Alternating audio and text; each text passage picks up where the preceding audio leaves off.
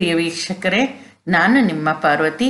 ಜ್ಯೋತಿಷ್ಯ ಜ್ಞಾನಸುಧಾ ಬೈ ಪಾರ್ವತಿ ನನ್ನ ಚಾನಲ್ನ ಯಾರು ಸಬ್ಸ್ಕ್ರೈಬ್ ಮಾಡಿಲ್ವೋ ಸಬ್ಸ್ಕ್ರೈಬ್ ಮಾಡಿ ಅಂತ ಕೇಳ್ಕೊತ ಇವತ್ತಿನ ವಿಷಯಕ್ಕೆ ಬರೋಣ. ಮಾಂದಿ ಯಾರು? ಶನಿಯ ಮಗ ಅಂತ ಹೇಳಬೇಕು. ಇವತ್ತಿನ ವಿಡಿಯೋದಲ್ಲಿ ಮಾಂದಿ ಅಂದರೆ ಏನು, ಮಾಂದಿ ಯಾವ ಗ್ರಹಗಳ ಜೊತೆ ಹೇಗಿದ್ದರೆ ಏನು ಫಲ, ಮತ್ತು ಮಾಂದಿ ಗ್ರಹ ಯಾವ ಮನೆಯಲ್ಲಿದ್ದರೆ ಏನು ಫಲ, ಮಾಂದಿ ದೋಷ ನಿವಾರಣೆ ಮಾಡ್ಕೋಬೇಕು ಅಂದರೆ ಪರಿಹಾರಕ್ಕೆ ಏನೇನು ಮಾಡ್ಕೋಬೇಕು ಅನ್ನೋದನ್ನು ಎಲ್ಲ ಡೀಟೇಲಾಗಿ ಕೊಟ್ಟಿದ್ದೀನಿ. ಈ ವಿಡಿಯೋ ಕೊನೆ ತನಕ ನೋಡಿ ಅಂತ ಹೇಳ್ತೀನಿ. ನೆಕ್ಸ್ಟ್ ನೋಡಿ, ಮಾಂದಿ ದೋಷ ಎಂದರೇನು? ಮನುಷ್ಯ ಸತ್ತ ನಂತರ ಆತ್ಮವು ನಿರ್ದಿಷ್ಟ ತಮ್ಮ ಗಮ್ಯಸ್ಥಾನವನ್ನು ತಲುಪದೇ ಇದ್ದಾಗ ಪ್ರೇತ ಶಾಪವಾಗಿ ಕಾಡುತ್ತದೆ. ಇದಕ್ಕೆ ಕಾರಣ ಕುಟುಂಬದಲ್ಲಿನ ಇಂದಿನ ಹಿರಿಯ ವ್ಯಕ್ತಿಗಳು ಅಂದರೆ ಪೂರ್ವಜರ ಸಾವು ಸಹಜವಲ್ಲದ ವಯಸ್ಸಿನಲ್ಲಿ ಮತ್ತು ಸಹಜವಲ್ಲದ ಸಾವಾಗಿದ್ದರೆ ಅತೃಪ್ತಗೊಂಡ ಆತ್ಮಗಳು ಪ್ರಸ್ತುತ ಅಂದರೆ ಈಗಿನವರ ಜಾತಕದಲ್ಲಿದ್ದರೆ ಮಾಂದಿ ದೋಷ ಎನ್ನುತ್ತೇವೆ. ಮಾಂದಿಯು ಜಾತಕದಲ್ಲಿ ನರಹಂತಕ ಪಾತ್ರವನ್ನು ಸೂಚಿಸುತ್ತದೆ. ನಿಮಗೆ ಇವಾಗ ವಿಷಯ ಗೊತ್ತಾಯಿತು. ಯಾರೇ ಆಗಲಿ ಸತ್ತಿರ್ತಾರಲ್ಲ, ಸತ್ತಾಗ ಈ ಲೋಕದಿಂದ ಪರಲೋಕಕ್ಕೆ ಹೋಗಬೇಕಾದ್ರೆ ಅವರು ಏನು ಅಂದ್ಕೊಂಡಿರ್ತಾರೋ, ಮೋಕ್ಷ ಪಡಿಬೇಕು ಅಂತ ಅಂದ್ಕೊಂಡಿರ್ತಾರೋ, ತಮ್ಮ ಗಮ್ಯಸ್ಥಾನನ ಪಿತೃಲೋಕಕ್ಕೆ ಹೋಗ್ತಾರ, ಇನ್ನೊಂದಕ್ಕೆ ಹೋಗ್ತಾರ, ಅದನ್ನು ನೋಡಬೇಕು. ಅದು ಯಾವಾಗ ಆತ್ಮ ತನ್ನ ಗಮ್ಯಸ್ಥಾನನ ತಲುಪದೇ ಇದ್ದಾಗ ಪ್ರೇತಗಳಾಗಿ ತಿರುಗಾಡ್ತವೆ. ಅದು ಜಾತಕಗಳಲ್ಲಿ ಪ್ರೇತ ಶಾಪ ಆಗಿ ಕಾಡುತ್ತೆ ಅಂತ ಹೇಳ್ಬೋದು. ಇದಕ್ಕೇನು ಕಾರಣ? ನಾವು ಇವಾಗ ಯಾರೋ ಒಬ್ಬರಿದ್ದೀವಿ, ನಮ್ಮ ಕುಟುಂಬದ ಹಿಂದಿನ ವ್ಯಕ್ತಿಗಳು ಅಂದರೆ ದೊಡ್ಡವರು ಆಗಿರ್ಬೋದು, ಇಲ್ಲ ನಮ್ಮ ಪೂರ್ವಜರು ಅಂತ ಹೇಳ್ತೀವಿ. ಅವ್ರ ಸಾವು ಒಂದು ನಾರ್ಮಲ್ ಸಾವು ಆಗಿರಲ್ಲ, ಅವ್ರ ವಯಸ್ಸು ಇನ್ನೂ ಚಿಕ್ಕದೇ ಇರುತ್ತೆ. ಅಂಥ ಟೈಮಲ್ಲಿ ಅಂತಹ ಆತ್ಮಗಳು ಅವರು ಸತ್ತ ನಂತರ ಅವರ ಆತ್ಮಗಳಿಗೆ ಏನಾಗುತ್ತೆ, ಅತೃಪ್ತಗೊಳ್ತವೆ. ಅವ್ರಿಗೆ ತೃಪ್ತಿ ಅನ್ನೋದು ಇರಲ್ಲ. ಆವಾಗ ಏನಾಗುತ್ತೆ, ಈಗಿನವರ ಆ ಕುಟುಂಬದ ಪೀಳಿಗೆಯಲ್ಲಿ ಮಾಂದಿ ದೋಷವಾಗಿ ಕಾಣಿಸುತ್ತೆ ಅಂತ ಹೇಳ್ಬೋದು. ಈ ಮಾಂದಿ ದೋಷದಿಂದ ಏನು ಪ್ರಾಬ್ಲಮ್ ಆಗುತ್ತೆ ಅನ್ನೋದು ಮುಂದೆ ನೋಡೋಣ. ಆದರೆ ಮಾಂದಿ ಜಾತಕದಲ್ಲಿ ಏನು ತೋರಿಸುತ್ತೆ? ತುಂಬ ಕಷ್ಟ ಮತ್ತು ಅಲ್ಪಾಯುಷ್ಯ, ಮತ್ತು ಇವಾಗ ಏನಾದರೂ ಆಕ್ಸಿಡೆಂಟಲ್ ಡೆತ್ತ, ಅಪಮೃತ್ಯುನ, ಆತ್ಮಹತ್ಯೆನ, ಈ ಥರದ್ದೇನಾದರೂ ಸಾವು ಅಂದರೆ ಸಾವಿನ ಪಾತ್ರನ ತೋರಿಸುತ್ತೆ. ವ್ಯಕ್ತಿ ಹೇಗೆ ಸಾಯ್ತಾನೆ, ಇಲ್ಲ ಎಷ್ಟು ಕಷ್ಟಪಡ್ತಾನೆ ಜೀವನದಲ್ಲಿ ಮಾಂದಿ ದೋಷದಿಂದ ಅನ್ನೋದನ್ನು ನೋಡಬಹುದು ಆಗಿರುತ್ತೆ. ನೆಕ್ಸ್ಟ್ ನೋಡೋಣ. ನೋಡಿ, ಮಾಂದಿಯ ಗುಣಗಳು ಮತ್ತು ಜಾತಕದಲ್ಲಿನ ಪಾತ್ರ ಯಾವ ರೀತಿ ಇರುತ್ತೆ, ಜಾತಕದಲ್ಲಿ ಮಾಂದಿ ಹೇಗೆ ಇದ್ದರೆ ಅಂತ ನೋಡೋಣ. ಮಾಂದಿಯನ್ನು ಉಪಗ್ರಹವೆಂದು ಜ್ಯೋತಿಷ್ಯ ಶಾಸ್ತ್ರದಲ್ಲಿ ಪರಿಗಣಿಸಲಾಗಿದೆ. ಮಾಂದಿಯು ಜಾತಕದಲ್ಲಿ ನರಹಂತಕ ಪಾತ್ರವನ್ನು ಸೂಚಿಸುತ್ತದೆ. ಅಂದರೆ ಮಾಂದಿಯು ಮರಣಕಾಲವನ್ನು ಸೂಚಿಸುತ್ತಾನೆ. ಮಾಂದಿಯು ತಮೋಗ್ರಹ ಗುಣವುಳ್ಳವನು. ಮಾಂದಿಗೆ 5 ಮುಖಗಳಿರುತ್ತವೆ. ಸರ್ಪದಂತಿಯನ್ನು ಹೊಂದಿರುತ್ತಾನೆ. ಮಾಂದಿಗೆ ಅದೃಶ್ಯ ಶಕ್ತಿ ಇರುತ್ತದೆ. ಕ್ರೂರನು, ದುಷ್ಟನು, ಪಾಪಿಯು, ಎಲ್ಲವನ್ನು ನಾಶಪಡಿಸುವವನು ಆಗಿರುತ್ತಾನೆ. ಏನಂದರೆ ಮಾಂದಿನ ಡೈರೆಕ್ಟಾಗಿ ಇವಾಗ 7 ಪ್ಲಾನೆಟ್ಸ್ + 2 ಶ್ಯಾಡೋ ಪ್ಲಾನೆಟ್ ಅವು ಇರುತ್ತೆ. ಅದ್ರ ಜೊತೆಗೆ ಈ ಮಾಂದಿನ ಯಾವತ್ತೂ ಪ್ಲಾನೆಟ್ ಅಂತ ಇದು ಮಾಡಲ್ಲ, ಉಪಗ್ರಹ ಅಂತ ಇದು ಮಾಡ್ತೀವಿ. ಆ ಜ್ಯೋತಿಷ್ಯ ಶಾಸ್ತ್ರದಲ್ಲಿ ನಾವು ನೋಡೋದು ಮಾಂದಿ ಅಂತ ಬರಿತೀವಿ. ಇಲ್ಲ ಗುಳಿಕ ಅನ್ನೋದು ಹೇಳಿದ್ನಲ್ಲ, ಮಾಂದಿ ಗುಳಿಕ ಅಂದರೆ 2 ಒಂದೇ ಅನ್ನೋದು ಇದು ಮಾಡ್ತಾರೆ. ಕೆಲವೊಬ್ಬರು ಸಪ್ರೇಟ್ ಅಂತಾರೆ. ಮಾಂದಿ ಏನು ಜಾತಕದಲ್ಲಿ ಆಗಲೇ ಕೊಟ್ಟಿದ್ದೆ, ಏನು ತೋರಿಸುತ್ತೆ, ನರ ಅಂತ ಸಾವು ಹೇಗೆ ಬರುತ್ತೆ, ಮತ್ತು ಮರಣಕಾಲನ ಯಾವಾಗ ಮರಣ ಅಂತ, ಅಲ್ಪಾಯುಷ್ಯ ಯಾವ ಥರ ಅನ್ನೋದು ಮಾಂದಿ ಪ್ಲೇಸ್ಮೆಂಟ್ ನೋಡಿ ಹೇಳ್ಬೋದಾಗಿರುತ್ತೆ. ಮಾಂದಿ ತಮಗುಣ ಅಂದರೆ ರಾಕ್ಷಸರಿಗೆ ತಮಗುಣ ಇರುತ್ತೆ. ಮಾಂದಿ ರಾಕ್ಷಸರ ಥರ ಇದು ಮಾಡ್ತಾರೆ, ಬಿಹೇವ್ ಮಾಡ್ತಾರೆ. ಮಾಂದಿಗೆ 5 ಮುಖ ಇರುತ್ತೆ. ಮತ್ತು ಸರ್ಪದಂತೆ ಅಂದರೆ ಹಾವಿನ ಹಲ್ಲುಗಳು ರೀತಿ ಅವ್ರಿಗೆ ಇರುತ್ತೆ. ಮತ್ತು ಎಲ್ಲೋ ಮಾಯ ಆಗಿ ಎಲ್ಲೋ ಇದಾಗೋದು, ಎಲ್ಲಿ ಇರ್ತಾನೆ ಅಂತ ಹೇಳೋಕ್ಕಾಗಲ್ಲ. ಇಲ್ಲಿದ್ದವರು ಇನ್ನೊಂದು ಕಡೆ ಮಾಯ ಆಗಿ ಬೇರೆ ಕಡೆ ಇರೋದು. ಈ ರೀತಿ ಮಾಯಾರೂಪಿ ಆಗಿರ್ತಾನೆ. ಮತ್ತು ತುಂಬ ಕ್ರೂರಿ, ಪಾಪಿ, ದುಷ್ಟ, ಮತ್ತು ಏನೇ ಇರಲಿ ಎಲ್ಲ ನಾಶ ಮಾಡೋದು, ಈ ಗುಣ ಮಾಂದಿದು ಆಗಿರುತ್ತೆ. ಆದ್ದರಿಂದ ಜಾತಕದಲ್ಲಿ ಮಾಂದಿ ಇರುವ ಸ್ಥಿತಿಯಿಂದ ಪ್ರೇತ ಬಾಧೆ, ಅಕಾಲಿಕ ಮರಣ, ಅಪಮೃತ್ಯು ಮುಂತಾದವುಗಳನ್ನು ಜಾತಕದಲ್ಲಿ ನೋಡಬಹುದಾಗಿರುತ್ತದೆ. ಮಾಂದಿಯನ್ನು ಹೆಚ್ಚಾಗಿ ದಕ್ಷಿಣ ಕರ್ನಾಟಕದಲ್ಲಿ ಮತ್ತು ಕೇರಳದಲ್ಲಿ ಹೆಚ್ಚಾಗಿ ನಂಬುತ್ತಾರೆ ಮತ್ತು ಪೂಜಿಸುತ್ತಾರೆ. ಮಾಂದಿಯನ್ನು ಹೆಚ್ಚಾಗಿ ಆರೂಢ ಲಗ್ನ ಮತ್ತು ಪ್ರಶ್ನಶಾಸ್ತ್ರದಲ್ಲಿ ಪರಿಗಣಿಸುತ್ತಾರೆ. ಈ ಮಾಂದಿ ಈ ಥರದ್ದು ದೋಷಗಳು, ಈ ಥರದ್ದೆಲ್ಲ ಇರೋನು ಕ್ರೂರಿ, ಪಾಪಿ, ನಾಶ ಮಾಡೋನು ಅಂತ ಎಲ್ಲ ಹೇಳಿದ್ವಿ.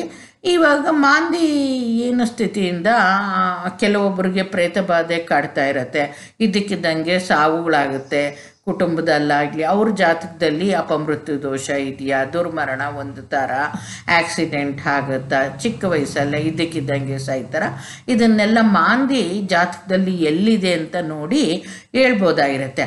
ಆಮೇಲೆ ಮಾಂದಿನ ದಕ್ಷಿಣ ಕರ್ನಾಟಕ ಅಂದರೆ ನಮ್ಮ ಮಂಗಳೂರು ಆ ಕಡೆ ಎಲ್ಲ ಮಾಂದಿನ ಇದು ಮಾಡ್ತಾರೆ. ಮತ್ತು ದೈವಾರಾಧನೆ ಅಂತ ಮಾಡ್ತಾರಲ್ಲ, ಮಾಂದಿನ ಪೂಜೆ ಮಾಡ್ತಾರೆ, ಅಲ್ಲಿ ದೈವಗಳ ಥರ ಇದು ಮಾಡ್ತಾರೆ ಅಂತ ಹೇಳ್ಬೋದು. ಮತ್ತು ಕೇರಳದಲ್ಲೂ ಹೆಚ್ಚಾಗಿ ಮಾಂದಿನ ಪರಿಗಣನೆ ತಗೊತಾರೆ, ಪೂಜೆ ಮಾಡ್ತಾರೆ. ಮಾಂದಿನ ಆರೂಢ ಲಗ್ನ ಶಾಸ್ತ್ರದಲ್ಲಿ, ಅಷ್ಟಮಂಗಲ ಆರೂಢ ಲಗ್ನ ಶಾಸ್ತ್ರದಲ್ಲಿ, ಪ್ರಶ್ನಶಾಸ್ತ್ರದಲ್ಲಿ ನಾವು ಹೆಚ್ಚಾಗಿ ಪರಿಗಣಿಸ್ತೀವಿ ಅಂತ ಹೇಳ್ಬಹುದು. ನೋಡಿ, ಮಾಂದಿ ಲಗ್ನದಿಂದ ಯಾವ ಸ್ಥಾನದಲ್ಲಿದ್ದರೆ ಏನು ಫಲ ಅಂತ ನೋಡೋಣ.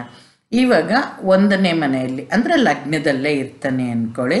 ಆವಾಗ ಆರೋಗ್ಯ ಸಮಸ್ಯೆ, ಮಾಟ ಮಂತ್ರ ಬಾಧೆ, ಪ್ರಗತಿ ನಿಧಾನ, ಅಡೆತಡೆ, ದಪ್ಪ ಆಗುವುದು. ಅಂದರೆ ಇವ್ರಿಗೇನಾಗುತ್ತೆ, ಇದ್ದಕ್ಕಿದ್ದಂಗೆ ಆರೋಗ್ಯ ಕೆಡ್ತಾ ಇರುತ್ತೆ. ಯಾರಾದರೂ ಮಾಟ ಮಂತ್ರ ಮಾಡಿದ್ರೆ ಇವರು ತಪ್ಪಿಲ್ಲ ಅಂದ್ರೂ ಅದು ಮಾಟ ಮಂತ್ರದ ಬಾಧೆ ತೆಗಿಲ್ಬಿಡುತ್ತೆ. ಆಮೇಲೆ ಜೀವನದಲ್ಲಿ ಏಳಿಗೆ ಅನ್ನೋದು ಎಷ್ಟಾದರೂ ನಿಧಾನಕ್ಕೆ ಆಗ್ತಾ ಇರುತ್ತೆ, ಇಲ್ಲ ಏನೋ ತೊಂದರೆಗಳಾಗ್ತಾ ಇರುತ್ತೆ. ಮತ್ತು ಇದ್ದಕ್ಕಿದ್ದಂತೆ ದಪ್ಪ ಹಾಕ್ಬಿಡ್ತಾರೆ. ಇದು ಮಾಂದಿ ಲಗ್ನದಲ್ಲಿದೆಯಾ ಅನ್ನೋದು ನೋಡ್ಕೋಬೇಕು ಅಂತ ಹೇಳ್ತೀನಿ. ಮತ್ತು 2ನೇ ಮನೆಯಲ್ಲಿದ್ದರೆ ಏನಾಗುತ್ತೆ ಅಂದರೆ ಕುಟುಂಬ, 2ನೇ ಮನೆ ಕುಟುಂಬ ಸ್ಥಾನ, ಹಣಕಾಸಿನ ಮನೆ. ಆದ್ದರಿಂದ ಕುಟುಂಬದಲ್ಲಿ ಕಲಹ, ಹಣಕಾಸು ಸಮಸ್ಯೆ, ಅಲ್ಲಿನ ಸಮಸ್ಯೆ, ಕಠೋರ ಮಾತು ಅಂದರೆ ಹಲ್ಲು ನೋವುಗಳು ಬರೋದು, ಇಲ್ಲ ಏನಾದರೂ ಪ್ರಾಬ್ಲಮ್ ಬರೋದು, ಫೈನಾನ್ಷಿಯಲ್ ಪ್ರಾಬ್ಲಮ್ ಬರೋದು, ಮತ್ತು ಮನೆಯಲ್ಲಿ ಸದಸ್ಯರ ಜೊತೆ ಯಾವಾಗಲೂ ಜಗಳ ಆಗ್ತಿರ್ತಾ ಇರೋದು, ಮಾತು ಯಾವಾಗಲೂ ತುಂಬ ಕಠಿಣವಾಗಿ ಮಾತಾಡೋದು, ಇವರು ಜಗಳಕ್ಕೆ ಹೋದು, ಈ ರೀತಿ ಪರಿಸ್ಥಿತಿಗಳು ಮಾಂದಿ 2ನೇ ಮನೆಯಲ್ಲಿದ್ದರೆ ಆಗುತ್ತೆ. ಯಾವಾಗ ಹಣಕಾಸಿನ ಪರಿಸ್ಥಿತಿ ಇರಲ್ವೋ ಆವಾಗ ಏನಾಗುತ್ತೆ ಅಂದರೆ ಜೀವನ ನಡೆಸೋದು ಕಷ್ಟ ಆಗುತ್ತೆ. ಮತ್ತು ಮನೆಯಲ್ಲಿ ಯಾವಾಗಲೂ ಜಗಳ ಅನ್ನೋದಿದ್ದರೆ ಮನಸ್ಸಿಗೆ ನೆಮ್ಮದಿ ಇರೋದಿಲ್ಲ.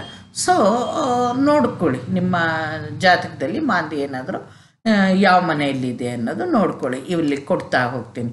3ನೇ ಮನೆಯಲ್ಲಿದ್ದರೆ ಉಪಚಯ ಸ್ಥಾನ, ನೆರೆಹೊರೆಯವರೊಂದಿಗೆ ಜಗಳ, ಸಹೋದರರ ಜೊತೆ ವೈಮನಸ್ಯ, ಉಪಚಯದಲ್ಲಿ ಶುಭ ಫಲ ಕೊಡುತ್ತಾನೆ. 3ನೇ ಮನೆ ಉಪಚಯ ಸ್ಥಾನ ಅಂತ ಹೇಳಿದ್ನಲ್ಲ, 3ನೇ ಮನೆಯಲ್ಲಿ ಒಳ್ಳೇದು ಕೊಡ್ತಾನೆ. ಮೀಡಿಯಾ ಇಂಥಕ್ಕೆಲ್ಲ ತುಂಬ ಒಳ್ಳೆಯದು. ಮತ್ತೇನಾದರೂ ಫೇಸ್ ಮಾಡೋದು, ಮತ್ತು ಜರ್ನಿ ಮಾಡೋದು, ಶಾರ್ಟ್ ಜರ್ನೀಸು, ಇವೆಲ್ಲ ಒಂದು ಸ್ವಲ್ಪ ಸಾಹಸ, ಧೈರ್ಯ, ಇವೆಲ್ಲ ತುಂಬ ಚೆನ್ನಾಗಿ ಕೊಡ್ತಾನೆ. 3ನೇ ಮನೆಯಲ್ಲಿ ಒಳ್ಳೆ ರಿಸಲ್ಟ್ಸ್ ಕೊಡ್ತಾನೆ. ಆದ್ರೂ ಕೆಲವೊಂದು ಏನಾಗುತ್ತೆ, ಇಲ್ಲಿ ಯಾವ ಗ್ರಹದ ಜೊತೆ ಇದ್ದಾನೆ ಅನ್ನೋದು ನೋಡ್ಕೋಬೇಕಾಗತ್ತೆ. ಅಕ್ಕಪಕ್ಕದವ್ರ ಜೊತೆ ಜಗಳಾಡೋದು, ಇವ್ರದ್ದೇ ರೂಲಿಂಗ್ ಅನ್ನೋ ಥರ ತುಂಬ ಧೈರ್ಯ ಇವೆಲ್ಲ ಇರುತ್ತಲ್ವಾ, ಈ ಜಗಳಕ್ಕೆ ಹೋಗ್ಬಿಡ್ತಾರೆ, ಇವ್ರದ್ದೇ ಗೆಲ್ಲೋ ಥರ ಇರ್ತಾರೆ, ಅವರೇ ಸುಮ್ಮನೆ ಆಗ್ಬಿಡ್ಬೇಕು. ಮತ್ತು ಸಹೋದರರಿಗೆ ಒಳ್ಳೇದು ಆಗ್ಬೋದು, ಇವ್ರು ಹೇಳಿದ್ದೇ ನಡಿಬೇಕು, ಒಟ್ಟಿನಲ್ಲಿ ಇವ್ರು ಹೇಳಿದ್ದು ಕೇಳಲಿಲ್ಲ ಅಂದರೆ ಅವರು ಗಲಾಟೆ ಮಾಡ್ಕೊತಾರೆ. ಈ ರೀತಿ ಇರುತ್ತೆ 3ನೇ. ಆದರೆ 3ನೇ ಮನೆಯಲ್ಲಿ ಹೆಚ್ಚಿಗೆ ಶುಭ ಫಲನೇ ಕೊಡ್ತಾನೆ ಮಾಂದಿ ಅಂತ ಹೇಳ್ಬೋದು. 4ನೇ ಮನೆಯಲ್ಲಿದ್ದರೆ ಏನು, ತಾಯಿ ಆರೋಗ್ಯದಲ್ಲಿ ಚಿಂತಾದಾಯಕ, ಸುಖ ಸಂತೋಷ, ನೆಮ್ಮದಿ ಇಲ್ಲ, ಆಸ್ತಿ ಪಾಸ್ತಿ ನಷ್ಟ, ಕಲಹ.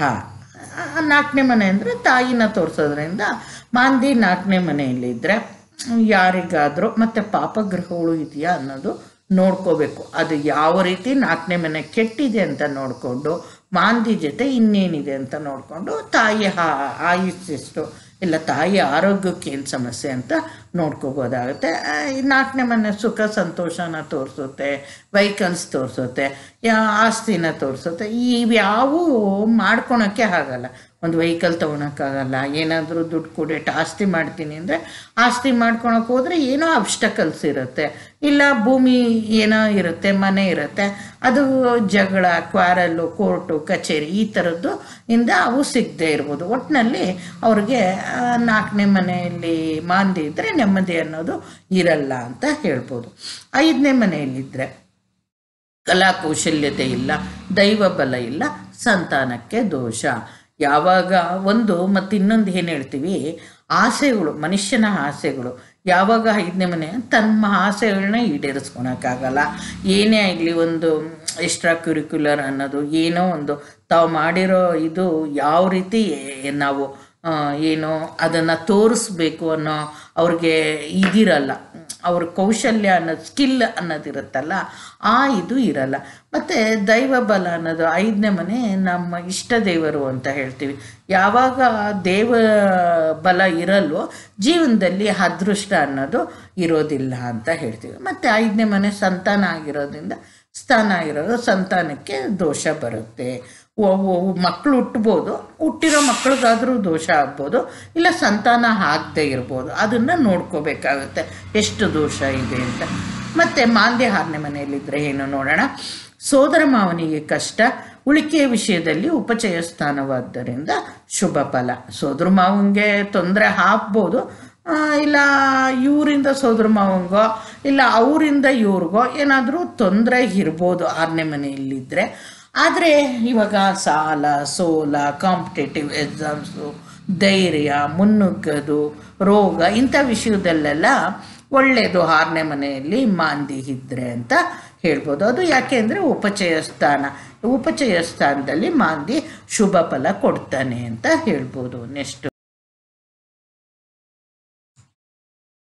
ನೋಡಿ 7ನೇ ಮನೆಯಲ್ಲಿದ್ದರೆ, 7ನೇ ಮನೆಯಲ್ಲಿದ್ದರೆ ಏನಾಗುತ್ತೆ ಅಂದರೆ ವಿವಾಹ ಜೀವನ ಜಗಳದಿಂದ ಕೂಡಿರುತ್ತದೆ, ಸಾರ್ವಜನಿಕವಾಗಿ ಒಳ್ಳೆಯದಲ್ಲ, ಪಾಲುದಾರಿಕೆ ಆಗುವುದಿಲ್ಲ. 7ನೇ ಮನೆ ಅಂದ್ರೇ ಗಂಡ ಹೆಂಡತಿ ಅನ್ನೋದು ಅದು ಒಂದು ಪಾರ್ಟ್ನರ್ ಇದ್ದಂಗೆ, ಲೈಫ್ ಪಾರ್ಟ್ನರ್. ಅವ್ರ ಜೊತೆ ಯಾವಾಗಲೂ ಜಗಳ, ಕಿತ್ತಾಟ, ಕೆಲವೊಂದು ಗ್ರಹಸ್ಥಿತಿ ನೋಡಿ ಅವರು ಬೇರೆ ಆಗ್ತಾರೆ, ಜೀವನದಲ್ಲಿ ಒಟ್ಟಿಗೆ ಇರ್ತಾರ, ಅದನ್ನು ಸತ ನೋಡಿ ಇದು ಮಾಡಬೇಕಾಗುತ್ತೆ. ಮತ್ತು ನಾವು ಯಾವಾಗಲೂ 7ನೇ ಮನೆನ ನಾವು ಪಬ್ಲಿಕ್ ಪ್ಲೇಸ್ ಅಂತ ಹೇಳ್ತೀವಿ. ಹೊರಗಡೆ ಪಬ್ಲಿಕ್ ಪ್ಲೇಸಲ್ಲಿ ಇವ್ರಿಗೆ ಒಳ್ಳೆ ಇದಿರುತ್ತಾ, ಹೆಸರು ಅದು ಇರುತ್ತಾ, ಪಬ್ಲಿಕ್ ಜೊತೆ ಚೆನ್ನಾಗಿ ಇರ್ತಾರಾ ಇಲ್ವಾ ಅನ್ನೋದನ್ನು ನಾವು 7ನೇ ಮನೆಯಲ್ಲಿ ಇರೋ ಗ್ರಹದಿಂದ ನೋಡ್ಬೋದು. ಇದು ಇಂಥ ಮಾಂದಿ 7ನೇ ಮನೆಯಲ್ಲಿದ್ದರೆ ಅದು ಒಳ್ಳೆಯದಲ್ಲ ಅಂತ. ಆಮೇಲೆ ಪಾರ್ಟ್ನರ್ಶಿಪ್ ಬಿಸ್ನೆಸ್ಸು ಇವ್ರು ಯಾವಾಗಲೂ ಮಾಡಬಾರ್ದು ಅಂತ ಹೇಳ್ತೀನಿ. ನಷ್ಟ ಒಂದು ಥರ ಇಲ್ಲ, ಜಗಳ ಆಡ್ತಾರೆ. ಆವಾಗ ಏನು ಬಿಸ್ನೆಸ್ ಅಂಥದ್ದು ಮಾಡಿದ್ರೂ ಏನು ಉಪಯೋಗ ಆಗೋದಿಲ್ಲ, ಅದರಿಂದ ಅವಾಯ್ಡ್ ಮಾಡಿ ಅಂತ ಹೇಳ್ಬೋದು. ಮತ್ತು 8ನೇ ಮನೆಯಲ್ಲಿ, 8ನೇ ಮನೆಯಲ್ಲಿ ಮಾಂದಿ ಇದ್ದರೆ ಅಲ್ಪಾಯುಷಿ, ಅಪಮೃತ್ಯು, ಸಾಲಬಾಧೆ ಅಂತ ಹೇಳ್ಬೋದು. ನೋಡಿ, ಇಂದ್ರಜಿತ್ಗೆ ಪೂರ್ಣಾಯುಷಿಗೆ ಇಟ್ಟಿದಂತೆ ರಾವಣ. ಯಾವಾಗ ಶನಿ ಏನು ಇದು ಆಟ ನಡೀಬಾರ್ದು ಅಂತ ಹೇಳ್ಬಿಟ್ಟು ಒಂದು ಸ್ವಲ್ಪ ಇದು ಮಾಡ್ತಾರಂತೆ, ಬೆವರು ಬಿಡ್ತಾರಂತೆ ಇದಕ್ಕಿದ್ದಂಗೆ. ಅವರು ಇದಕ್ಕೆ ರಾವಣನ ಇದಕ್ಕೆ ಬೆವ್ರದಾಗ ಆ ಬೆವರಿನ ಹುಂಡೆ ಹೋಗಿ ಅಲ್ಲಿ ಬೀಳುತ್ತಂತೆ. ಅಂದರೆ ಇಂದ್ರಜಿತ್ನ 8ನೇ ಮನೆಗೆ ಹೋಗಿ ಶನಿ ಇಟ್ಟಿರ್ತಾರೆ. ಶನಿ ಇದ್ದರೆ ಪೂರ್ಣಾಯುಷು. ಯಾವಾಗ ಮಾಂದಿ ಬೀಳುತ್ತೋ ಆ ಮನೆಯಲ್ಲಿ 8ನೇ ಮನೆಯಲ್ಲಿ ಅಲ್ಪಾಯುಷಿ ಹಾಕ್ತಾನೆ ಇಂದ್ರಜಿತ್ ಅಂತ ಹೇಳ್ಬಿಟ್ಟು ಇದೆಲ್ಲರೂ ಕತೆ ಕೇಳಿರ್ತೀರ. ಆದ್ದರಿಂದ 8ನೇ ಮನೆಯಲ್ಲಿ ಯಾರಿಗೆ ಮಾಂದಿ ಇರುತ್ತೋ ಮೊದಲು ಆ ಶಾಂತಿ ಮಾಡಿಸ್ಕೊಳ್ಳಿ. ತುಂಬ ಕಷ್ಟ, ಏನು ದುರ್ಮರಣ ಆಗ್ಬೋದು, ಆತ್ಮಹತ್ಯೆ ಮಾಡ್ಕೋಬೋದು, ಅಪಮೃತ್ಯು ಆಗ್ಬೋದು, ಇವಾಗ ಸಾಲ ಹೆಚ್ಚಾದರೂ ಮಾಡ್ಕೋಬೋದು, ಜಗಳದಿಂದ ಆಗ್ಬೋದು, ಇನ್ಯಾವ ರೀತಿಯೂ ಇದು ಸಾವುಂಟಾಗ್ಬೋದು. ಆದ್ದರಿಂದ ಇಲ್ಲ ತುಂಬ ಕಷ್ಟಗಳನ್ನ ಎದುರಿಸ್ಬೋದು. ಆದ್ದರಿಂದ 8ನೇ ಮನೆಯಲ್ಲಿ ಮಾಂದಿ ಇದ್ದರೆ ಇನ್ನೂ ಹೆಚ್ಚಿಗೆ ಕೇರ್ ತಗೋಬೇಕು ಅಂತ ಹೇಳ್ತೀವಿ. ಮತ್ತು 9ನೇ ಮನೆ, 9ನೇ ಮನೆ ಆದರೆ ಭಾಗ್ಯಹೀನರು, ತಂದೆಯಿಂದ ಸುಖ ಕಡಿಮೆ, ಧರ್ಮದಲ್ಲಿ ಆಸಕ್ತಿ ಇರುವುದಿಲ್ಲ. ಏನಂದ್ರೆ ಯಾವಾಗ ಉಪಚಯದಲ್ಲಿ ಬಿಟ್ಟು ಬೇರೆ ಇನ್ಯಾವುದೇ ಇರಲಿ, ಆಯಾ ಭಾವಕ್ಕೆ ತಕ್ಕಂತೆ ಆ ಕಾರಕತ್ವಗಳು ಏನೋ ಭಾವಫಲಗಳು ಇರುತ್ತಲ್ಲ, ಆ ಭಾವಫಲ ಇದಾಗುತ್ತೆ. 9ನೇ ಮನೆ ಏನು ತೋರಿಸುತ್ತೆ? ಒಳ್ಳೆ ಗ್ರಹ ಇದ್ದರೆ ಭಾಗ್ಯವಂತರು. ಇಲ್ಲಿ ಮಾಂದಿ ಇದ್ದರೆ ಏನಾಗುತ್ತೆ? ಭಾಗ್ಯ ಕಡಿಮೆ ಆಗುತ್ತೆ. 9ನೇ ಮನೆ ತಂದೆ ಅಂತ ತೋರಿಸುತ್ತೆ. ತಂದೆ ಚಿಕ್ಕ ವಯಸ್ಸಲ್ಲೇ ಸಾವುಂಟಾಗಿರ್ಬೋದು, ಇಲ್ಲ ತಂದೆಯಿಂದ ಯಾವುದೇ ಸುಖ ಸಿಗದೇ ಇರ್ಬೋದು, ತಂದೆ ದುರ್ಭಾಗ್ಯವಂತರಾಗಿರ್ಬೋದು. ಈ ರೀತಿ ನಾವು ನೋಡಿ ಹೇಳಬೇಕಾಗುತ್ತೆ. ಮತ್ತು ಧರ್ಮಸ್ಥಾನ ಅಂತ ಹೇಳ್ತೀವಿ 9ನೇ ಮನೆಯಲ್ಲಿ. ಯಾವಾಗ ಮಾಂದಿ ಇರುತ್ತೋ ಧರ್ಮ ವಿರೋಧಿಗಳಾಗ್ತಾರೆ, ಮತ್ತು ಧರ್ಮದಲ್ಲಿ ಆಸಕ್ತಿ ಇರೋದಿಲ್ಲ, ತುಂಬ ನಿಂದನೆ ಮಾಡ್ತಾರೆ ಧರ್ಮದ ಬಗ್ಗೆ ಅಂತ ಹೇಳ್ಬೋದು. 10ನೇ ಮನೆಯಲ್ಲಿ ಈ ಸ್ಥಾನ ಉಪಚಯವಾಗಿದ್ದು ಶುಭ ಫಲ ನೀಡುತ್ತಾನೆ. ವೃತ್ತಿಯಲ್ಲಿ ಏಳಿಗೆ ಹೊಂದುತ್ತಾರೆ ಮತ್ತು ಬಡ್ತಿ, ಗೌರವ, ಮನ್ನಣೆ ಹೊಂದುತ್ತಾರೆ. ಯಾವಾಗ 10ನೇ ಮನೆ ಉಪಚಯ ಸ್ಥಾನ ಆಗುತ್ತೋ ಇಲ್ಲಿ ತುಂಬ ಒಳ್ಳೆಯ ಫಲ ಕೊಡ್ತಾನೆ. ವೃತ್ತಿ ಅಂದರೆ ನಾವು ಯಾವ ಕೆಲಸ ಮಾಡ್ತಿರ್ತೀವೋ ಆ ಕೆಲಸದಲ್ಲಿ ಏಳಿಗೆ ಹೊಂದುತ್ತಾರೆ, ಮತ್ತು ಆ ಕೆಲಸದಲ್ಲಿ ಇವಾಗ ಪ್ರಮೋಷನ್ ಸಿಗೋದಾಗಲಿ, ಸನ್ಮಾನಗಳಾಗಲಿ, ಒಂದು ಗೌರವ ಸಿಗೋದಾಗಲಿ, ಇವೆಲ್ಲ 10ನೇ ಮನೆಯಲ್ಲಿದ್ದರೆ ತುಂಬ ಒಳ್ಳೇದು ಮಾಡ್ತಾನೆ ಮಾಂದಿ ಅಂತ ಹೇಳ್ಬೋದು. 11ನೇ ಮನೆ 11ನೇ ಮನೆ ಈ ಸ್ಥಾನ ಉಪಚಯವಾಗಿದ್ದು ಶುಭ ಫಲ ನೀಡುತ್ತಾನೆ. ಹಣಕಾಸು ಲಾಭ, ಬೃಹತ್ ಪ್ರಮಾಣದಲ್ಲಿ ಲಾಭ, ಸಾರ್ವಜನಿಕ ಕ್ಷೇತ್ರದಲ್ಲಿ ಗೌರವ, ಮನ್ನಣೆ ಹೊಂದುತ್ತಾರೆ. ಇದು ಸತ ಉಪಚಯ ಸ್ಥಾನ ಆಗಿರೋದ್ರಿಂದ ಲಾಭ ಸ್ಥಾನವಾಗಿರೋ ಎಲ್ಲ ರೀತಿ ಶುಭ ಫಲ 11ರಲ್ಲಿ ಮಾಂದಿ ಕೊಡ್ತಾನೆ. ಶನಿ ಅಂತೆ, ಶನಿ ಇವಾಗ ಕುಜ ಇವೆಲ್ಲ 3, 6, 10, 11ರಲ್ಲಿ ಉಪಚಯದಲ್ಲಿ ಶುಭ ಫಲ ಕೊಡ್ತಾರೆ. ಅದೇ ರೀತಿ ಮಾಂದಿನೂ 3, 6, 10, 11ರಲ್ಲಿ ಶುಭ ಫಲ ಕೊಡ್ತಾರೆ ಅಂತ ಹೇಳ್ಬೋದು. ಹಣಕಾಸು ಯಾವುದೇ ಒಂದು ರೀತಿ 11ನೇ ಮನೆಯಲ್ಲಿ ಸರ್ವಗ್ರಹಗಳಿಗೂ ಏನಾಗುತ್ತೆ? ತುಂಬ ಒಳ್ಳೆ ಮನೆ, ಲಾಭ ಕೊಡೋ ಅಂಥ ಮನೆ ಅಂತ ಹೇಳ್ಬೋದು. ಯಾವುದರಿಂದ ಆಗಲಿ ಏಳಿಗೆ, ವ್ಯವಹಾರ ಇಂಥವೆಲ್ಲ ನಾವು ನೋಡ್ಬೋದಾಗಿರುತ್ತೆ. ಅದು ತುಂಬ ಹೆಚ್ಚಿಗೆ ಇರುತ್ತೆ. ಅಲ್ಲಿ ಇತರೆ ಗ್ರಹಗಳದು ಯಾವ ರೀತಿ ಇರುತ್ತೆ ಅನ್ನೋದು 11ನೇ ಅಧಿಪತಿ ಅವರ ದಶಾಭುಕ್ತಿಗಳನ್ನ ನೋಡಿ ಹೇಳಬೇಕಾಗುತ್ತೆ. ಮತ್ತು ಪಬ್ಲಿಕ್ಕಲ್ಲಿ ತುಂಬ ಗೌರವ ಮನ್ನಣೆ, ಇವಾಗ ಯಾವಾಗ ವೃತ್ತಿಯಲ್ಲೋ ಇನ್ನೊಂದರಲ್ಲೋ ಏಳಿಗೆ ಒಂದು ದೊಡ್ಡ ಸ್ಥಾನ ಮುಡ್ತಾರೋ ಆವಾಗ ಪಬ್ಲಿಕ್ಕಲ್ಲಿ ಸರ್ವೇ ಸಾಮಾನ್ಯ ಗೌರವ ಅನ್ನೋದು ಸಿಕ್ಕುತ್ತೆ ಅಂತ ಹೇಳ್ಬೋದು. ನೆಕ್ಸ್ಟು 12ನೇ ಮನೆ ಲಾಸ್ಟ್ ಇದು ನೋಡೋಣ. 12ನೇ ಮನೆಯಲ್ಲಿದ್ದರೆ ಮಾಂದಿ ಏನು ಫಲ ಅಂತ? ಅಧಿಕ ಖರ್ಚು, ಸಾಲ ಬಾಧೆ, ಮರಣವು ನರಳಾಟದಿಂದ ಕೂಡಿರುತ್ತದೆ, ಅಸ್ವಾಭಾವಿಕ ಸಾವು, ಜೈಲು ವಾಸ.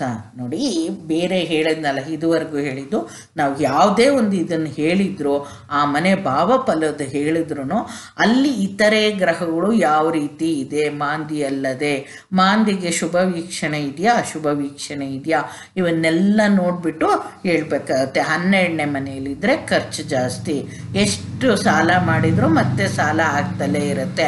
ನಮ್ಮ ಜೀವನದ ಕೊನೆಯ ಸಮಯನ ಮೋಕ್ಷ ಕಾಲ ಅಂತ ಹೇಳ್ತೀವಿ. ಮಾಂದಿ ಇದ್ದರೆ ಮೋಕ್ಷ ಸಿಗೋದಿಲ್ಲ, ತುಂಬ ನರಳಾಟದಿಂದ ಸಾವುಂಟಾಗುತ್ತೆ. ಇಲ್ಲ ತುಂಬ ಹಾಸ್ಪಿಟ್ಲಲ್ಲಿ ತುಂಬ ಖರ್ಚಾಗಿ ತುಂಬ ಇದಾಗಿ ಒದ್ದಾಡಿ ಸಾಯ್ಬೋದು ಅಂತ ಹೇಳ್ಬೋದು. ಒಂದು ಸ್ವಾಭಾವಿಕ ಸಾವು ಆಗಿರಲ್ಲ ಅಂತ ಹೇಳ್ತೀವಿ. ಮತ್ತು 12ನೇ ಮನೆ ಜೈಲು ಈ ಥರದ್ದು ಹೇಳ್ತೀವಿ. ಒಂದು ವೇಳೆ ತುಂಬ ಕೆಟ್ಟಿದ್ರೆ ನೋಡಿ ಜೈಲು ವಾಸ, ಬಂಧನ ಈ ಥರದ್ದೆಲ್ಲ ಹಾಕ್ಬೋದು. ಇನ್ನೂ ಒಂದು ಮಾಂದಿದು ನಾನಿಲ್ಲಿ ಒಂದು ಪಾಯಿಂಟು ಹೇಳಿಲ್ಲ, ಅದನ್ನು ಹೇಳ್ತೀನಿ. ಏನಂದರೆ ಜಾತಕದಲ್ಲಿ ಮಾಂದಿ ಯಾವ ಮನೆನ ವೀಕ್ಷಣೆ ಮಾಡ್ತಾರೆ ಅನ್ನೋ ಪಾಯಿಂಟು ನಾನು ಹೇಳಿಲ್ಲ. ಮಾಂದಿ ತಾನಿದ್ದ ಸ್ಥಳದಿಂದ 2 ಮತ್ತು 12ನೇ ಮನೆ ನೋಡ್ತಾನೆ. ಇವಾಗ ಲಗ್ನದಲ್ಲಿತ್ತು ಅಂದ್ಕೊಳ್ಳಿ 2, 12, 2ನೇ ಮನೆಯಲ್ಲಿತ್ತು ಅಂದ್ಕೊಳ್ಳಿ ಲಗ್ನನ 1ನೇ ಮನೆಯನ್ನು ನೋಡ್ತಾನೆ ಮತ್ತು 3ನೇ ಮನೆಯನ್ನು ನೋಡ್ತಾನೆ. ಇವಾಗ 7ನೇ ಮನೆಯಲ್ಲಿತ್ತು ಅಂದ್ಕೊಳ್ಳಿ ಮಾಂದಿ, ಆವಾಗ 6ನೇ ಮನೆ ಮತ್ತು 8ನೇ ಮನೆ ಅಕ್ಕಪಕ್ಕದ ಮನೆಗಳನ್ನು ವೀಕ್ಷಿಸ್ತಾನೆ ಅಂತ ಹೇಳ್ಬೋದು ಮಾಂದಿನ. ನೆಕ್ಸ್ಟ್ ನೋಡೋಣ, ಮಾಂದಿ ಯಾವ ಗ್ರಹದ ಜೊತೆ ಇದ್ದರೆ ಏನು ಫಲ ಅಂತ ನೋಡೋಣ. ಇವಾಗ ಆಯಾ ಗ್ರಹದ ಕಾರಕತ್ವದ ನ್ಯೂನ್ಯತೆ ನಿಮಗೆ ಗೊತ್ತೇ ಆಗುತ್ತೆ. ಕೆಲವೊಂದು ಪಾಯಿಂಟ್ ಕೊಟ್ಟಿದ್ದೀನಿ ಅರ್ಥ ಆಗಲಿ ಅಂತ. ನೀವು ಕಾರಕತ್ವಗಳ ಬಗ್ಗೆ ನಾ ಹಿಂದೆ ನೀಚ ಗ್ರಹದ್ದು ವಿಡಿಯೋ ಮಾಡಿದಾಗಲೂ ಕೊಟ್ಟಿದ್ದೀನಿ. ಆ ಕಾರಕತ್ವಗಳು ತಿಳ್ಕೊಂಡೆ, ಗ್ರಹಗಳದ್ದು ಕಾರಕತ್ವ ನಿಮಗೆ ಸುಲಭ ಆಗುತ್ತೆ. ಯಾಕಂದರೆ ಎಲ್ಲನೂ ದೊಡ್ಡ ದೊಡ್ಡ ವಿಡಿಯೋ ಮಾಡ್ಕೊಂಡು ಹೋದರೆ ಕಷ್ಟ, ಅಲ್ಗೂ ಇದು ಅರ್ಧ ಗಂಟೆ ಆಗುತ್ತೇನೋ ಅಂತ ನನಗೆ ಇದಿದೆ. ಬೇಗ ಬೇಗ ಮುಗಿಸ್ಕೊಡ್ತೀನಿ. ರವಿಯ ಜೊತೆ ಸ್ಥಿತನಿದ್ದರೆ ಏನಾಗುತ್ತೆ? ಪಿತ್ರಾರ್ಜಿತ ಆಸ್ತಿ ಪಡೆಯಲು ಕಷ್ಟ. ಇದಕ್ಕಾಗಿ ಕೋರ್ಟಿಗೆ ಅಲೆದಾಡಬೇಕಾಗುತ್ತದೆ. ಸರ್ಕಾರಿ ಕೆಲಸ ಕಾರ್ಯಗಳಲ್ಲಿ ಅನೇಕ ವಿಘ್ನಗಳು. ತಂದೆಯ ಜೊತೆ ಬಾಂಧವ್ಯ ಅಷ್ಟಕ್ಕಷ್ಟೇ. ರವಿ ಬಂದ್ಬಿಟ್ಟು ಪಿತೃಕಾರಕನಾಗಿರೋದ್ರಿಂದ, ತಂದೆನ ತೋರಿಸೋದ್ರಿಂದ ಪಿತ್ರಾರ್ಜಿತ ಆಸ್ತಿ ಸಿಗೋದು ಕಷ್ಟ ಇರುತ್ತೆ. ರವಿ ಜೊತೆ ಇದ್ದರೆ ಸರ್ಕಾರಿ ಕೆಲಸಗಳು, ಕೋರ್ಟು ಕಚೇರಿ ಇವನ್ನೆಲ್ಲ ಸುತ್ತಬೇಕಾಗುತ್ತೆ.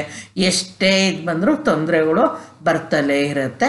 ಮತ್ತು ತಂದೆ ಜೊತೆ ಅನ್ಯೋನ್ಯತೆ ಅನ್ನೋದನ್ನು, ಬಾಂಧವ್ಯ ಅನ್ನೋದನ್ನು ಕಡಿಮೆ ಇರುತ್ತೆ. ಅದೇ ರೀತಿ ಚಂದ್ರನ ಜೊತೆ ಇದ್ದರೆ ಮಾನಸಿಕ ವ್ಯಥೆ, ಚಂಚಲ ಮನಸ್ಥಿತಿ, ತಾಯಿಗೆ ದೋಷ, ತಾಯಿಯ ಕಡೆಯ ನೆಂಟರಿಷ್ಟರ ಜೊತೆ ವೈಮನಸ್ಯ. ರವಿ ಜೊತೆ ಇದ್ದರೆ ತಂದೆ ನೆಂಟರಿಷ್ಟರ ಕಡೆ ಅಂತ ಅನ್ಬೋದು. ರವಿ ಜೊತೆ ಇದ್ದರೆ ಆತ್ಮಕಾರಕ ಆಗಿರೋದ್ರಿಂದ ಅದು ಧೈರ್ಯ ಅನ್ನೋದು, ಶೌರ್ಯ ಅನ್ನೋದು ಇರಲ್ಲ ಅಂತ ಇರ್ಬೋದು. ಶಿಸ್ತು ಅನ್ನೋದು ಇಲ್ಲದೆ ಇರ್ಬೋದು. ಈ ಥರದ್ದೆಲ್ಲ ಕೆಲವೊಂದು ರವಿ ಗುಣಗಳು ಕೊಡ್ಬೋದು. ಅದೇ ರೀತಿ ಚಂದ್ರನ್ ಕೊಟ್ಟಿದ್ದೀನಿ. ಯಾಕೆಂದರೆ ಇಲ್ಲಿ ಚಂಚಲ ಮನಸ್ಥಿತಿ, ಮಾನಸಿಕ ವ್ಯಥೆ ಅಂತ ಕೊಟ್ಟನಲ್ಲ, ಆವಾಗ ಅಲ್ಲಿ ರವಿ ಕಾರಕತ್ವ ಜ್ಞಾಪಕ ಬಂತು. ಈ ರೀತಿ ನಾವು ಪ್ರತಿಯೊಂದನ್ನು ನೋಡಿಕೊಂಡಾಗ ಯಾವಾಗ ಮಾಂದಿ ಇರ್ತಾನೋ ಚಂದ್ರನ ಜೊತೆ, ಒಳ್ಳೆ ಮನಸ್ಥಿತಿ ಅಂತೂ ಅವ್ರಿಗೆ ಇರಲ್ಲ. ಯಾವಾಗಲೂ ಮನಸ್ಸಲ್ಲೇ ಕೊರಗ್ತಿರ್ತಾರೆ. ತಾಯಿ ಆರೋಗ್ಯ ಚೆನ್ನಾಗಿರಲ್ಲ, ಇಲ್ಲ ತಾಯಿಗೇನಾದರೂ ದೋಷ ಬರ್ಬೋದು. ತಾಯಿ ಕಡೆ ಬಂಧು ಬಳಗದವರಿಂದ ಇವರು ದೂರ ಇರ್ತಾರೆ, ಆಗೋದಿಲ್ಲ ಅಂತ ಹೇಳ್ಬೋದು. ಅದೇ ರೀತಿ ಕುಜನ್ ಜೊತೆ ಇದ್ದರೆ ಏನಾಗುತ್ತೆ ನೋಡೋಣ. ಸೋದರ ಸೋದರಿಯರೊಂದಿಗೆ ವೈಮನಸ್ಯ ಮತ್ತು ಅವರಿಗೆ ದೋಷ ಉಂಟಾಗುತ್ತದೆ. ಕಲಹ, ತಗಾದೆ, ಜಗಳ, ವ್ಯಾಜ್ಯಗಳಿಂದ ಕೋರ್ಟು ಅಲೆದಾಟ, ಅಗ್ನಿಯಿಂದ ತೊಂದರೆ, ಭೂವಿವಾದ, ಆಮೇಲೆ ವೆಹಿಕಲ್ಸಿಂದನೂ ತೊಂದರೆ, ದೊಡ್ಡ ದೊಡ್ಡ ವೆಹಿಕಲ್ಸ್ ಅವುಗಳಿಂದನೂ ತೊಂದರೆ ಅಂತ ಹೇಳ್ಬೋದು. ಒಟ್ಟಿನಲ್ಲಿ ಕರೆಂಟಿಗೆ ಸಂಬಂಧಪಟ್ಟಿದ್ದು, ಭೂಮಿಗೆ ಸಂಬಂಧಪಟ್ಟಿದ್ದು, ಅಗ್ನಿಯಿಂದ ಆಗಲಿ ಯಾವುದೇ ಆಗಲಿ, ಇದು ಹೇಳೋದ್ನಲ್ಲ, ವೆಹಿಕಲ್ಸಿಂದ ಇದಾಗಲಿ, ದುರ್ಮರಣ ಹೊಂದೋದಾಗಲಿ, ಈ ಥರದ್ದೆಲ್ಲ ಇರ್ಬೋದು. ಮತ್ತು ಅಣ್ಣ ತಮ್ಮಂದ್ರ ಜೊತೆ ಏನಾಗುತ್ತೆ, ಒಬ್ರಿಗೊಬ್ರಿಗೆ ಒಡಂಬಡಿಕೆ ಉಂಟಾಗಲ್ಲ, ದೋಷ ಇರೋದ್ರಿಂದ ಯಾವಲ್ಲೂ ಜಗಳ, ಕಿತ್ತಾಟ ಅನ್ನೋದು ಸರ್ವೇ ಸಾಮಾನ್ಯವಾಗಿ ಆಸ್ತಿ ವಿಷಯಕ್ಕೋ ಇನ್ಯಾವುದೋ ವಿಷಯಕ್ಕೋ ಕೋರ್ಟು ಕಚೇರಿ ಸುತ್ತಬೇಕಾಗುತ್ತೆ. ಬುಧನ ಜೊತೆ ಇದ್ದರೆ ಸೋದರ ಮಾವನಿಗೆ ಕೇಡು ಅಥವಾ ವೈಮನಸ್ಯ, ಬುದ್ಧಿಶಕ್ತಿಯಲ್ಲೇ ಕುಂದು, ಮಾತಿನಲ್ಲಿ ತೊಂದರೆ, ನರ ದೌರ್ಬಲ್ಯ ಉಂಟಾಗುತ್ತೆ. ಬುಧ ಅಂದರೆ ಮಾತಿನಿಗೆ ಕಾರಕ. ಅಂದರೆ ಒಂಥರ ಉಗ್ಗು ಮಾತಾಡೋದು, ಇಲ್ಲ ಸರಿಯಾಗಿ ಮಾತಾಡದೇ ಇಲ್ಲದು, ಆ ಥರವಾಗಿ ಏನೇನೋ ಮಾತಾಡೋದು, ಹೇಗೇಗೋ ಬಿಹೇವ್ ಮಾಡೋದು. ಆ ಬುಧ ನರಗಳಿಗೆ ಕಾರಕ ಇರೋದು, ನರ ದೌರ್ಬಲ್ಯ ಉಂಟಾಗ್ಬೋದು. ಮತ್ತು ಸ್ಕಿನ್ ಪ್ರಾಬ್ಲಮ್ಸು ಸತ ಕೆಲವೊಂದು ಉಂಟಾಗ್ಬೋದು. ಮೆಮೊರಿ ಪವರು ಕಡಿಮೆ ಆಗ್ಬೋದು. ಸೋದರ ಮಾವನಿಗೆ ಒಳ್ಳೆಯದಲ್ಲ. ಇಲ್ಲೂ ಅವ್ರ ಜೊತೆ ಜಗಳ ಈ ಥರದ್ದು ಕಾಮನ್ನಾಗಿ ಇರುತ್ತೆ ಅಂತ ಹೇಳ್ಬೋದು. ನೆಕ್ಸ್ಟ್ ನೋಡೋಣ.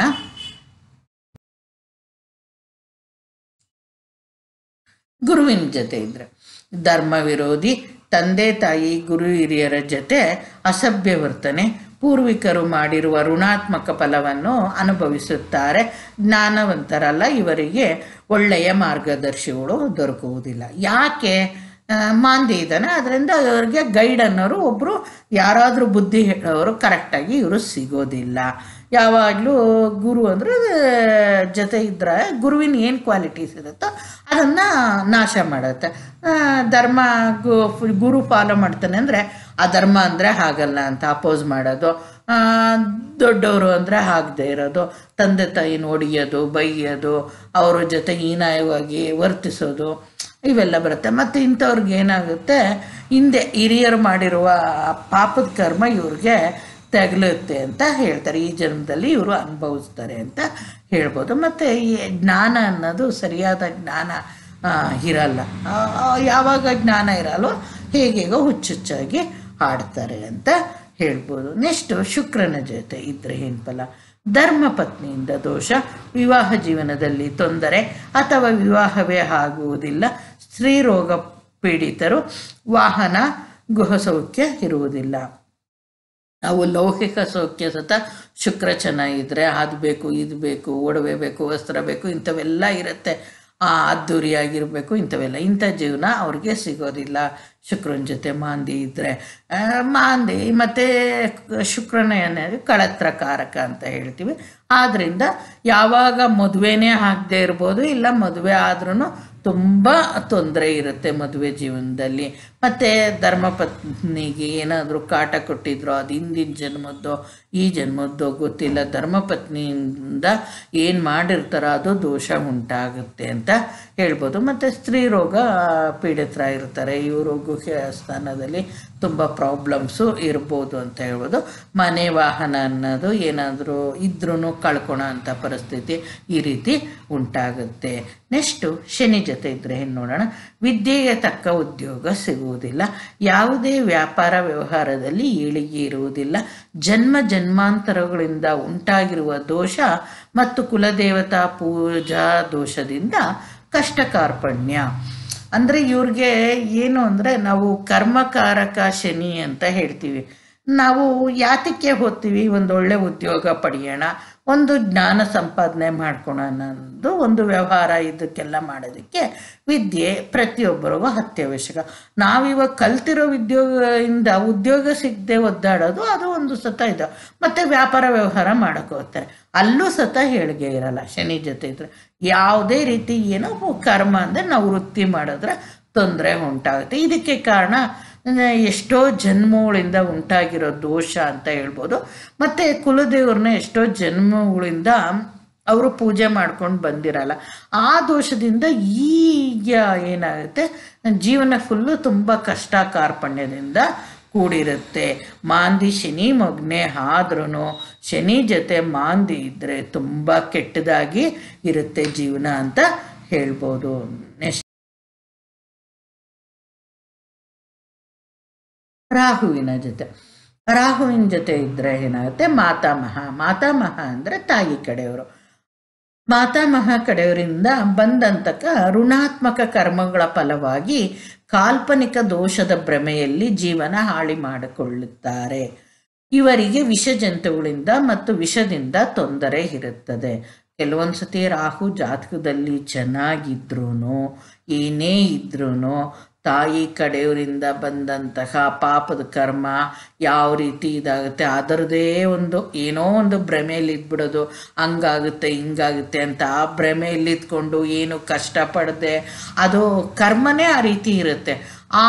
ಇದು ಇದ್ದಾಗ ಅವರಷ್ಟಕ್ಕೆ ಏನೋ ಯೋಚನೆ ಮಾಡ್ಕೊಳೋದು, ಆ ಭ್ರಮೆಯಲ್ಲೇ ಬದುಕೊಳೋದು, ಜೀವನ ಹಾಳು ಮಾಡ್ಕೊಳೋದು, ಈ ಥರದ್ದು ಇದಿರುತ್ತೆ. ಮತ್ತು ಯಾವಾಗಲೂ ಇದ್ದಿದ್ರೆ ವಿಷದಿಂದ ವಿಷ ಪ್ರಯೋಗ ಆಗ್ಬೋದು, ಇವ್ರಿಗೆ ಎಲ್ಲೋ ವಿಷಾನಿಲ ಇದಾಗ್ಬೋದು, ಮತ್ತು ಬೇರೆ ವಿಷ ಜಂತುಗಳು ಕಚ್ಚಾದರೂ ಇದಾಗ್ಬೋದು. ಇವರಿಗೆ ಜೀವನದಲ್ಲಿ ತೊಂದರೆ ಇರುತ್ತೆ.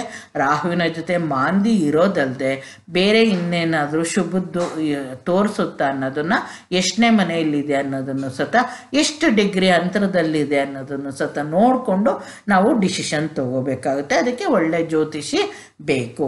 ಅದೇ ಕೇತುವಿನ ಜೊತೆಯಲ್ಲಿ ಏನಾಗುತ್ತೆ ನೋಡೋಣ. ಪಿತಾಮಹ ಕಡೆಯವರಿಂದ ಬಂದಂತಕ ಋಣಾತ್ಮಕ ಕರ್ಮಗಳ ಫಲವಾಗಿ ಕೃತ್ರಿಮ ಬಾಧೆ, ನ್ಯಾಯಾಲಯ ಅಲೆದಾಟ, ಜೀವನದಲ್ಲಿ ಅನೇಕ ವಿಘ್ನಗಳಿಂದ ವೈರಾಗ್ಯ ಏರ್ಪಡುತ್ತದೆ. ಆತ್ಮಹತ್ಯೆಯಿಂದ ಸಾವು. ಇವರಿಗೆ ವಿಷಜಂತುಗಳಿಂದ ಮತ್ತು ವಿಷದಿಂದ ತೊಂದರೆ ಇರುತ್ತದೆ. ರಾಹು ಆಗಲಿ ಕೇತು ಆಗಲಿ ಸರ್ಪದ್ದು ಇದು ಹೇಳ್ತೀವಿ ನಾವು. ಸರ್ಪದ ದೋಷ ಬರೋದ್ರಿಂದ ಕೇತುಗೂ ಅಷ್ಟೇ ರಾಹುಗೂ ಅಷ್ಟೇ ಯಾವಾಗ ಮಾಂದಿ ಅದು ಸೇರುತ್ತೋ ವಿಷಜಂತು ವಿಷದಿಂದ ತೊಂದರೆ ಬರುತ್ತೆ ಅಂತ ಹೇಳ್ಬೋದು. ರಾಹುಗೆ ದೊಡ್ಡ ಪ್ರಮಾಣದಲ್ಲಿರ್ಬೋದು, ಕೇತುಗೆ ಅಲ್ಪ ಪ್ರಮಾಣದಲ್ಲಿರ್ಬೋದು. ಇವ್ರಿಗೆ ಕೇತು ಜೊತೆ ಇಲ್ಲಿದ್ರೆ ಏನಾಗುತ್ತೆ ಅಂದರೆ, ತಂದೆ ಕಡೆಯವರಿಂದ ಬಂದಂತಹ ಪಾಪದ ಕರ್ಮ ಉಳೋದು ಫಲ ಇವಾಗ ಏನಾಗುತ್ತೆ, ಮಾಟ ಮಂತ್ರದ ಬಾಧೆ, ಕೃತ್ರಿಮ ಬಾಧೆ, ಈ ಥರದ್ದೆಲ್ಲ ತೆಗಿಲುತ್ತೆ. ಮತ್ತು ಯಾವಾಗಲೂ ವೃತ್ತ ಕೋರ್ಟ್ಗೆ ಸುತ್ತೋದು, ಜೀವನದಲ್ಲಿ ಬೇಕಾದಷ್ಟು ಸಮಸ್ಯೆಗಳು ಬಂದು ಕೊನೆಗೆ ನನಗೆ ಮದುವೆ ಜೀವನನೂ ಬೇಡ, ಕುಟುಂಬ ಜೀವನನೂ ಬೇಡ, ಏನೂ ಬೇಡ, ವೈರಾಗ್ಯ ಎಲ್ಲಾದರೂ ಒಬ್ಬಂಟಿಯಾಗಿ ಹೊಟ್ಟೋಗ್ಬಿಡೋಣ ಅಥವಾ ಸತ್ತೋಗ್ಬಿಡೋಣ, ಈ ರೀತಿ ಇನ್ಫ್ಲೂಯೆನ್ಸ್ ಕೇತು ಜೊತೆ ಮಾಂದಿ ಎಷ್ಟು ದೊಡ್ಡದಾಗಿ ಇನ್ಫ್ಲೂಯೆನ್ಸ್ ಇದೆಯಾ, ಬರೀ ಕೇತು ಎಲ್ಲೋ ದೂರದಲ್ಲಿದ್ದು ಇದು ಮಾಂದಿ ಎಲ್ಲೋ ದೂರದಲ್ಲಿದ್ದರೆ ಆಗಲ್ಲ. ಶುಭ ಗ್ರಹಗಳದ್ದು ಇನ್ಫ್ಲೂಯೆನ್ಸ್ ಇದ್ದರೆ ಈ ಥರದ್ದಾಗಲ್ಲ. ಆದರೆ ಇವು ನಾವು ಇಂಡಿಕೇಶನ್ ಏನು ತೋರಿಸುತ್ತೆ ಅನ್ನೋದು ಕೊಟ್ಟಿದ್ದೀವಿ. ಆದರೆ ಅವನ್ನ ನೋಡಬೇಕು ಅಂದರೆ ನಾವು ದೀರ್ಘ ಅಧ್ಯಯನ, ಎಕ್ಸ್ಪೀರಿಯನ್ಸು, ಯಾವ ನಕ್ಷತ್ರದಲ್ಲಿ ನಿಂತಿದೆ, ಆ ನಿಂತಿರೋ ಭಾವ ಏನು, ಅದಕ್ಕೆ ವೀಕ್ಷಣೆ ಮಾಡ್ತಿರೋದು ಗ್ರಹ ಯಾವುದು, ಇವನ್ನೆಲ್ಲ ನೋಡಿಕೊಂಡು ನಾವು ಅಲ್ಲಿ ಫಲಾಫಲಗಳನ್ನ ನುಡಿಬೇಕಾಗುತ್ತೆ. ಇಲ್ಲಿ ಹೇಳಿದ್ದೇ ಎಲ್ಲನೂ ಆಗುತ್ತೆ ಅಂತಲ್ಲ, ಕೆಲವೊಂದು ನಿಮಗೆ ಯಾವ ರೀತಿ ಆಗುತ್ತೆ ಅನ್ನೋದನ್ನು ಜಾತಕ ನೋಡಿ ನಾವು ಡಿಸೈಡ್ ಮಾಡಬೇಕಾಗುತ್ತೆ. ನೆಕ್ಸ್ಟ್ ನೋಡೋಣ, ಮಾಂದಿ ದೋಷಕ್ಕೆ ಏನು ಪರಿಹಾರ ಮಾಡ್ಕೋಬೇಕು ಅನ್ನೋದು ನೋಡೋಣ. ಮಾಂದಿ ದೋಷ ಇರುವವರು ಪ್ರೇತ ಪ್ರಾಯಶ್ಚಿತ್ತ ಹೋಮ, ನಾರಾಯಣ ಬಲಿ ಮಾಡಿಸಿಕೊಳ್ಳಬೇಕು. ಅಂದರೆ ಯಾವಾಗಲೂ ನೋಡಿ, ಇದು ತುಂಬ ಇಂಪಾರ್ಟೆಂಟು. ತುಂಬ ಕ್ರೂರವಾಗಿದ್ದರೆ ಇವನ್ನೆಲ್ಲ ಮಾಡಿಸ್ಕೊಂಡ್ರೇ ಒಳ್ಳೆಯದು, ಇಲ್ಲ ಅಂದರೆ ಅವ್ರಿಗೆ ಜೀವನದಲ್ಲಿ ಏಳಿಗೆ ಇರಲ್ಲ. ಮತ್ತು ಪ್ರತಿ ವರ್ಷ ತಂದೆ ತಾಯಿಗಳ ಶ್ರಾದ್ದ ಕಾರ್ಯ ಮಾಡಬೇಕು. ನೋಡಿ, ಮಾಂದಿ ಯಾವ ಮನೆಯಲ್ಲಾದರೂ ಇರಲಿ, ಹಿರಿಯವ್ರಿಗೆ ತರ್ಪಣ ಕೊಡೋದು, ಪ್ರತಿ ವರ್ಷದ್ದು ತಂದೆ ತಾಯಿಗಳಿಗೆ ಏನು ನಿಮ್ಮ ಮನೆಗಳಲ್ಲಿ ಯಾವ ರೀತಿ ರೂಢಿಸ್ಕೊಂಬಂದಿರ್ತಾರೋ ಆ ರೀತಿ ಶ್ರಾದ್ದ ಕಾರ್ಯನ ಮಾಡಬೇಕಾಗುತ್ತೆ.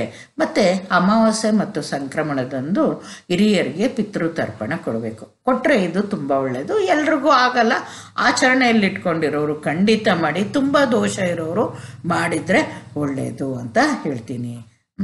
ಪ್ರತಿ ವರ್ಷ ಪಿತೃಪಕ್ಷದಲ್ಲಿ ಪಿತೃತರ್ಪಣ ಕೊಡಬೇಕು.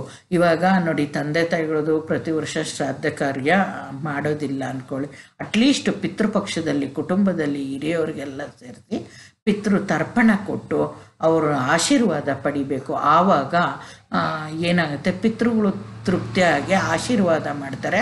ಆವಾಗ ಮಾಂದಿ ದೋಷ ನಿವಾರಣೆ ಆಗುತ್ತೆ ಅಂತ ಹೇಳ್ಬೋದು. ನಾನು ಲಾಸ್ಟ್ ಟೈಮು ಪಿತೃದೋಷ ಇರೋದ್ರಲ್ಲೂ ನಾನು ಹೇಳಿದ್ದೆ, ಯಾವಾಗಲೂ ನಮಗೆ ಮಾಂದಿ ಜಾತಕದಲ್ಲಿ ದೋಷ ಕಾಣಿಸ್ತು ಅಂದರೆ ಅದು ಇಂದಿನ ಜನ್ಮದ ಕರ್ಮ, ಪಿತೃಗಳು ಮಾಡಿರುವ ಕರ್ಮ, ಅದು ಎಷ್ಟೋ ಜನ್ಮದ್ದು ಇದಾಗಿ ಎಷ್ಟು ಜನರಿಂದ ನಮಗೆ ಪಾಸಾಗಿರುತ್ತೆ ಅನ್ನೋದು, ಅದು ನಿಮ್ಮ ಜಾತಕದಲ್ಲಿ ದೋಷ ಎಷ್ಟು ತೀವ್ರತೆ ಅನ್ನೋದು ನೋಡಿ ಅದನ್ನು ಇದು ಮಾಡಬೇಕಾಗುತ್ತೆ. ಮತ್ತು ಇನ್ನೆಷ್ಟು ಪ್ರಿಡಿಕ್ಷನ್, ಗಯಾ, ವಾರಣಾಸಿ, ಹರಿದ್ವಾರ ಕ್ಷೇತ್ರದಲ್ಲಿ ಪಿಂಡ ಪ್ರದಾನ ಮಾಡಬೇಕು.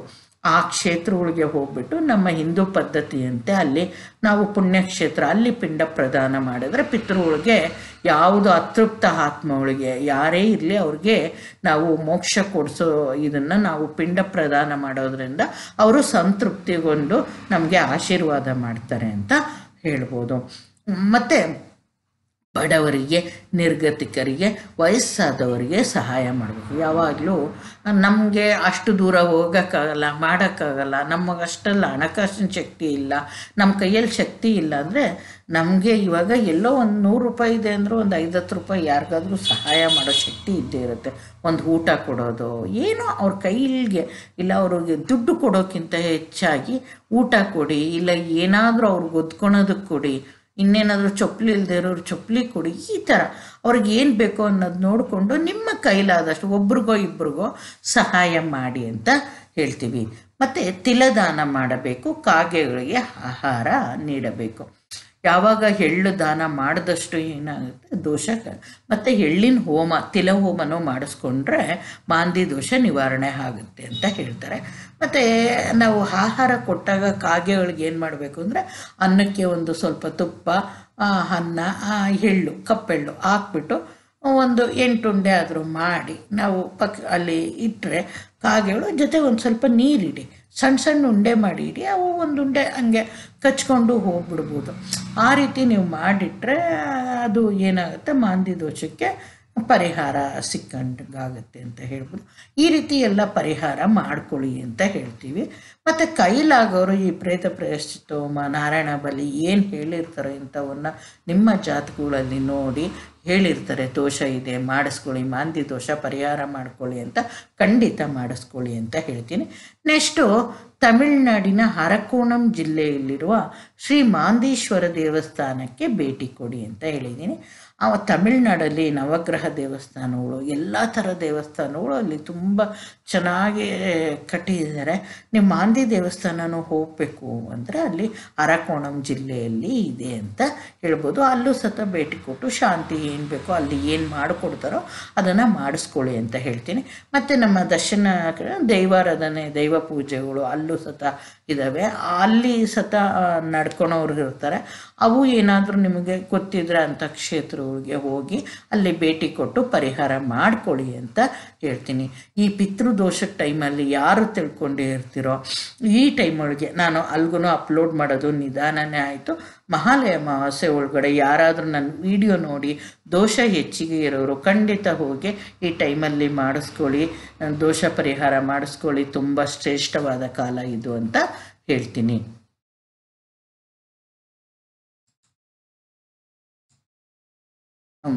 ನೋಡಿ, ಇಷ್ಟು ಕೊಟ್ಟಿದ್ದೀನಿ, ಇಷ್ಟು ಎಲ್ಲ ಡೀಟೇಲಾಗಿ ಕೊಟ್ಟಿದ್ದೀನಿ ವೀಕ್ಷಕರೇ. ನೀವು ನಾನು ಕೊಟ್ಟಿರೋ ದೋಷದ್ದು ಪರಿಣಾಮ ಉಪಚಯದಲ್ಲಿದ್ದರೆ ಏನು, ದೃಷ್ಟಿ ಏನು, ಪರಿಹಾರ ಏನು ಮಾಡ್ಕೋಬೇಕು, ಯಾವ ದೇವಸ್ಥಾನಕ್ಕೆ ಭೇಟಿ ಕೊಡಬೇಕು, ಯಾವ್ಯಾವ ರೀತಿ ಪರಿಹಾರ ಮಾಡ್ಕೋಬೇಕು ಅನ್ನೋದನ್ನು ಹೇಳಿದ್ದು ಯಥಾವತ್ತಾಗಿ ಪರಿಗಣಿಸದೆ ನಿಮ್ಮ ಜಾತಕದಲ್ಲಿ ಎಷ್ಟು ತೀವ್ರತೆ ಇದೆ ಅನ್ನೋ ನೋಡ್ಕೋಬೇಕು. ಮತ್ತು ಯಾವಾಗಲೇ ಆಗಲಿ ಶುಭ ಗ್ರಹಗಳ ವೀಕ್ಷಣೆ ಇದ್ದಲ್ಲಿ ಮಾಂದಿ ದೋಷದ ಪರಿಣಾಮ ಇರುತ್ತಲ್ಲ, ದುಷ್ಪರಿಣಾಮ ಕಡಿಮೆ ಆಗುತ್ತೆ ಅಂತ ಹೇಳ್ತೀನಿ. ಪ್ರತಿಯೊಂದು ನೋಡಿಕೊಂಡು ಡಿಸೈಡ್ ಮಾಡ್ಕೊಳ್ಳಿ, ಒಳ್ಳೆ ಅಸ್ಟ್ರಾಲಜರ್ನ ಭೇಟಿ ಮಾಡಿ ಅಂತ ಹೇಳ್ತಾ ಇವತ್ತಿನ ವಿಡಿಯೋದಿಂದ ನಾನು ಬಿಡುಗಡೆ ಹಾಕ್ತೀನಿ. ಮುಂದಿನ ವಿಡಿಯೋದಲ್ಲಿ ನಿಮ್ಮನ್ನು ಭೇಟಿ ಹಾಕ್ತೀನಿ. ನಿಮ್ಮದೇನಾದರೂ ಸಲಹೆಗಳು ಆ ರೀತಿ ಇದ್ದರೆ ನಾವು ತಿದ್ಕೊತೀವಿ. ನಾವು ಕೊಡೋ ಇದ್ರದ್ದಾಗಲಿ ಏನೇ ಆಗಲಿ ಕಾಮೆಂಟ್ ಮಾಡಿ. ನಾವು ಇನ್ನೂ ಹೆಚ್ಚಿಗೆ ಇಂಪ್ರೂವ್ ಮಾಡ್ಕೋಬೇಕಾ, ನಾವು ಸಬ್ಜೆಕ್ಟ್ ಯಾವ ರೀತಿ ತೊಗೋಬೇಕು, ನಿಮ್ಗೆ ಇಷ್ಟ ಆಗ್ತಿದೆಯಾ ಇಲ್ವಾ ಅನ್ನೋದನ್ನು ಕಾಮೆಂಟ್ ಮಾಡಿ. ನಿಮ್ಮ ಕಾಮೆಂಟು ನಮಗೆ ಪ್ರೋತ್ಸಾಹ ಕೊಡುತ್ತೆ ಅಂತ ಹೇಳ್ತೀನಿ. ನಮ್ಮ ವಿಡಿಯೋ ಚೆನ್ನಾಗಿ ಬರ್ತಿದೆಯೋ ಇಲ್ಲ ಅನ್ನೋದು ಸತ ನೀವು ತಿಳಿಸ್ಬೋದು ಅಂತ ಹೇಳ್ತಾ ನಮಸ್ಕಾರ ವೀಕ್ಷಕರೇ.